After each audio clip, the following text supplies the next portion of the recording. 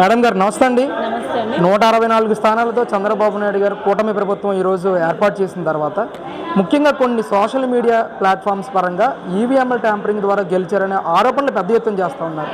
అసలు దీన్ని ఏ విధంగా చూస్తారు? మీ అభిప్రాయం ఏంటి? పచ్చకామెర్లోడికి ఊరంతా పచ్చగానే ఉంటుంది.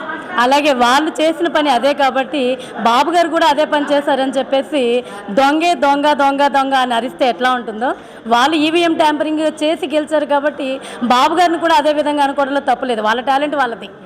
మేము కూడా ఈవీఎం ట్యాంపరింగ్ చేసి మళ్ళా జగన్ ఎలా గెలుస్తాడేమో అని కొంచెం టెన్షన్ ఉంది.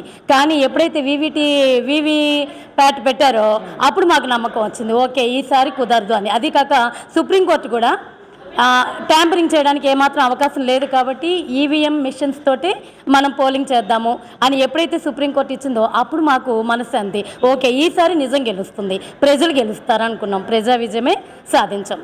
కొడితే ఎక్కడ కొట్టారంటే ఆంధ్ర ప్రజలు మళ్ళీ బంగాళాఖాతంలో కలిసిపోయాడు, వెతికితే కూడా దొరకనట్టుగా ఆ తోకలో ఉన్న 11 సీట్లు మాత్రమే ఇచ్చారు ప్రజలు. అది కూడా ఏంటంటే వాళ్ళు బ్రతికి కనబడాలి కదా అసెంబ్లీలో, అందుకని ఆ 11 సీట్లు ఇచ్చుంటారు. అంటే ముఖ్యంగా ఎప్పటికీ కూడా జీర్ణించుకోలేని పరిస్థితి కనిపిస్తూ ఉంది వైసీపీ నాయకులందరిలోని కూడా. వాళ్ళు మాట్లాడుతూ ఉన్నారు 99% ఎలక్షన్ హామీలన్నీ కూడా నెరవేర్చాం, 11 సీట్లు రావడానికి కారణం ఏంటో ఎక్కడో తప్పు జరిగిందనే విధంగా కూడా మాట్లాడుతున్న పరిస్థితి. నేను చెప్తానండి ఆ తప్పులన్నీ. మొదటి తప్పు ఏంటంటే బాబు గారిని జైల్లో పెట్టడం.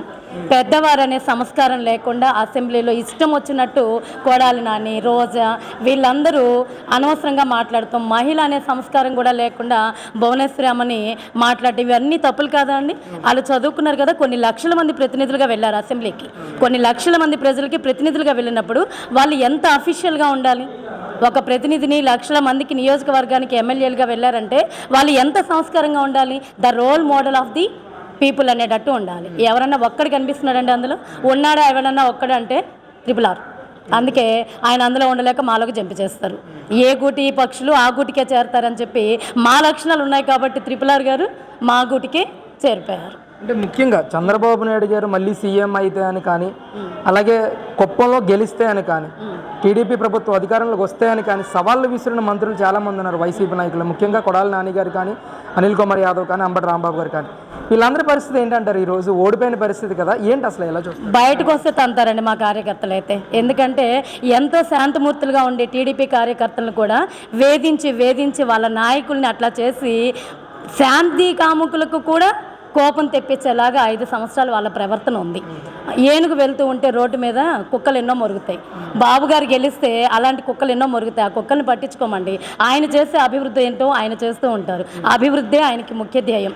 ఇలాంటి వీళ్ళలాగా కక్ష తీర్చుకోవాలి, దానికోసమే అడ్మినిస్ట్రేషన్లోకి వచ్చాము ఆ పద్ధతి కాదు. ఆ పద్ధతి అయితే జగన్ లాగానే తాడేపల్లి కొంపకు మాత్రమే పరిమితం అయిపోయేవాళ్ళు. అభివృద్ధి ఆయన పథం కాబట్టే ప్రపంచ నాయకుడు అయ్యారు. జైల్లో పెట్టినప్పుడు చూశారు కదండి, ప్రపంచ ప్రజలంతా ఎంత బాగా స్పందించారు. గుండెల్లో పెట్టుకున్న దేవుళ్ళు అంటాడండి ఆయన. మేడం ముఖ్యంగా ఈరోజు ఏదైతే ఋషికొండ మీద దాదాపుగా 500 కోట్ల రూపాయలతో విలాసవంతమైన భవనాలు నిర్మించారు జగన్మోహన్ రెడ్డి గారు. అందులో ఉన్న ఇంటీరియర్ కానీ ఫర్నిచర్ కాస్ట్ కూడా ఈరోజు సోషల్ మీడియాలో వైరల్ చేస్తున్న పరిస్థితి. ఎలా చూస్తారు మేడం అసలు 560 కోట్ల రూపాయల సొమ్ముని కాస్త పొరపాటున మళ్ళా కనుక జగన్ వస్తే చక్కగా భార్య పేరున తాజ్మహల్ కనుక ముంతాజ్కి ఎలా ఇచ్చారో మన జగన్ రెడ్డి గారు భారతీదేవికి అలా ఇచ్చేసేవాళ్ళు. కాకపోతే తప్పు చేసినప్పటికీ తెలుగు ప్రజలు ఈసారి మాత్రం తన తప్పుని సరిచేసుకున్నారు. లేకపోతే 560 కోట్ల రూపాయల ప్రజల సొమ్ము ఏమయ్యేదండి? ఆయన ప్రైవేట్ ఖాతాలోకి వెళ్ళిపోయేది కదా. ఇప్పటికే కొన్ని లక్షల కోట్లు తినేస్తాడు. అవునా?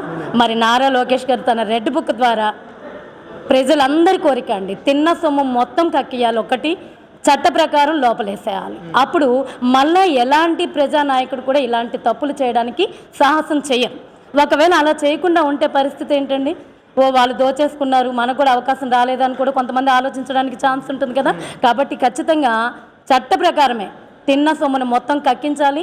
మనకు ఆఫ్రికాలో చూడండి, మన ఆర్థిక శాఖ మంత్రిని ఎలా చెప్పులు పెట్టి కొట్టించారో మనం ఆంధ్ర వాళ్ళం అంత సాహసం చేయం. కానీ ఖచ్చితంగా చట్ట ప్రకారం వాళ్ళని శిక్షించాలి, తిన్న సొమ్ముని కక్కించాలి. మళ్ళీ ఫ్యూచర్లో ఎలాంటి ప్రజానాయకుడు ప్రజల్ని మోసం చేయకుండా ఉంటాడు. మేడం గతంలో ఐటీ మినిస్టర్గా నారా లోకేష్ గారి సేవలు మనం చూసాం గత ప్రభుత్వంలో ఉన్నప్పుడు. ఇప్పుడు ఐటీ శాఖతో పాటు విద్యాశాఖను కూడా తీసుకున్నారు. ఎడ్యుకేషన్ మినిస్టర్గా కూడా ఆయన బాధ్యతలు తీసుకుంటా ఉన్నారు. ఏంటి ఎలాంటి మార్పులు రాబోతా ఉన్నాయి ఈరోజు రాష్ట్రం? అసలు రావాల్సిన మార్పులండి. విద్యాశాఖ తీసుకున్నారు అనగానే మా హృదయం ఉప్పొంగిపోయింది. కారణం ఏంటంటే ఒక టీచర్గా, ఒక లెక్చరర్గా, ప్రిన్సిపల్గా 30 ఇయర్స్ నేను ఆ విద్యారంగంలో ఉన్నా. ఆ విద్యారంగానికి ఒక లెజెండ్ వచ్చారు లోకేష్ అంటే, యువగలం ద్వారా ఒక గొంగళి పురుగు సీతాకోక చిలుకగా ఎలా మార్చుతుంది తన జీవితాన్ని అని లోకేష్ గారు బాబు గారి కంటే మించినోడా, తండ్రికి మించిన తనయుడా అని పేరు తెచ్చుకున్నారు కదా. అలాంటి ఆయన విద్యాశాఖకు వచ్చారంటే education is the best seed to development. అలాంటి సీడ్ ఆయన చేతిలో పడింది అంటే ఎంత చక్కగా పరిమళిస్తుందంటే ఒక్క 5 సంవత్సరాల తర్వాత చూడండి ఎడ్యుకేషన్ ద్వారా రాష్ట్రం ఎంత అభివృద్ధి చెందుతుందో. మనం మర్యాద పొందాలన్నా, సుఖాన్ని పొందాలన్నా, సంపద పొందాలన్నా, డెవలప్మెంట్ కావాలన్నా కూడా ముఖ్యమైనది ఏంటి వనరులు అంటే ఎడ్యుకేషన్. అలాంటి ఎడ్యుకేషన్ ఒక పవర్ఫుల్ మంత్రి చేతిలోకి వచ్చిందంటే, నారా లోకేష్ గారి చేతిలోకి వచ్చిందంటే కోటి ఆశలతో ఎదురు చూస్తున్నామండి. ఎప్పుడు విద్యారంగం ప్రక్షాళన చేస్తారని కరెక్ట్ చేతిలో పడింది. బాబు గారికి ముఖ్యమంత్రి పోస్ట్ ఎంత కరెక్టో లోకేష్ గారికి ఐటీ శాఖ and also education minister. IT శాఖగా మంత్రిగా ఉన్నప్పుడు 600 పైన అవార్డులు తీసుకొచ్చారు లోకేష్ గారు. మర్చిపోయామండి అదంతా మనం. అలాంటి ఎక్సలెన్స్ అడ్మినిస్ట్రేషన్ మనకు అందిస్తారు లోకేష్ గారు. చాలా హ్యాపీగా ఉందండి.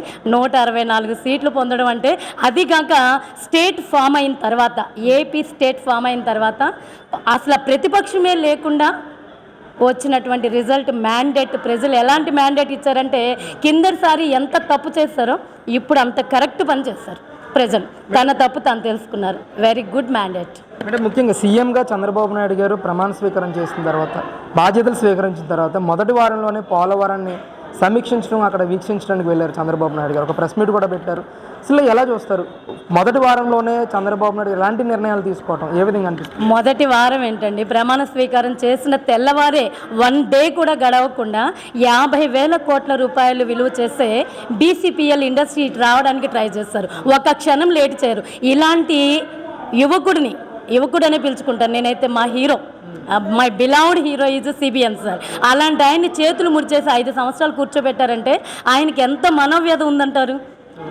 ఒక్క నిమిషం వేస్ట్ చేయకుండా ప్రమాణ స్వీకారం చేయగానే 50,000 కోట్ల రూపాయలంటే ఈ 5 సంవత్సరాలు ఆయన ఎన్ని పనులు చేస్తారు? చాలా పొరపాటు చేస్తామండి.